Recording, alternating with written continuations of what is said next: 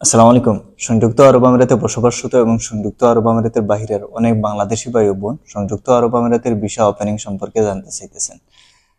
আজকে অনেকদিন পরে আমি আপনাদের সামনে সংযুক্ত আরব আমিরাতের কোন কোন ক্যাটাগরির ভিসা ওপেন আছে, কোন কোন ক্যাটাগরির ভিসা বন্ধ আছে, এক্স্যাক্টলি ইনফরমেশন গুলো নিয়ে আসছে। কারণ এর আগে আমি ভিডিও বানাই নাই, কারণ এক্স্যাক্টলি কোনো ইনফরমেশন আসে নাই।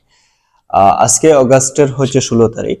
তো বর্তমানে আমরা যেটা জানি, অনলি দুবাই স্টেটের আগের মতো হাই প্রফেশনের ট্রান্সফার ভিসাটি ওপেন আছে, আর outside country high professional visa বাংলাদেশিদের জন্য অনলি দুবাই স্টেটের ওপেন আছে। কিন্তু ওখানে কি হয়, আউটসাইড কান্ট্রির ক্ষেত্রে কোনো সময় ভিসা রিজেক্ট চলে আসে, কোনো সময় আবার ভিসা বের হয়, তারপরে আবার ভিসা বের হওয়ার পরে অটো ক্যান্সেল হয়ে যায়। ওটা ডিপেন্ড করে আপনার কোম্পানির উপর। এখন যদি আমরা বলি আরবি গড়ের ভিসা, আরবি গড়ের ভিসা খোলা আছে শারজা বলেন, দুবাই বলেন বা অন্যান্য স্টেটের। বাট ওটা যদি আপনার আগের ভিসাটি যদি আরবির গড়ের থাকে, বর্তমানে আপনি চাইতেছেন অন্য আরবির গড়ে ভিসা লাগাতে, যেটাকে ডোমেস্টিক ওয়ার্কার বলে, অন্য গড়ে লাগাইতে, ওটা আপনি ট্রান্সফার করতে পারবেন। কিন্তু আগের মতো যে আপনার কোম্পানির ভিসা আছে এখন গিয়ে আবার আরবির গড়ে লাগাবেন, ওরকম ভাবে বর্তমানে বন্ধ আছে।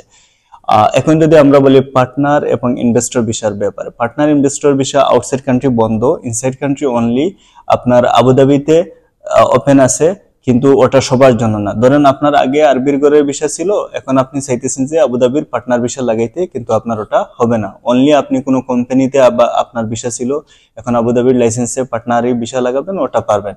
আবার রাসুল কিমাতেও আপনি পার্টনার ভিসা লাগাইতে পারবেন, কিন্তু সবাই হইতেছে না, কারো কারো আসতেছে, কারো কারো রিজেক্ট আসতেছে রাসুল কিমাতে। দুবাইয়ের কমপ্লিটলি বাংলাদেশি ন্যাশনালিটিদের জন্য পার্টনার এবং ইনভেস্টর ভিসা বন্ধ।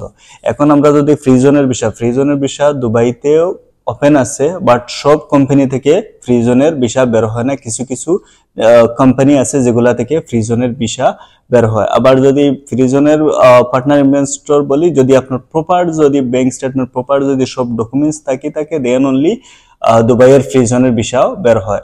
আবার রাসুল কিমার ফ্রিজনের কথা যদি বলি, রাসুল কিমার ফ্রিজনের ভিসাও প্রপার কোম্পানি থেকে যদি অ্যাপ্লিকেশন করা হয় দেন অনলি ভিসা বের হয়, বাট ওটা ডিপেন্ড করে ইমিগ্রেশনের উপর।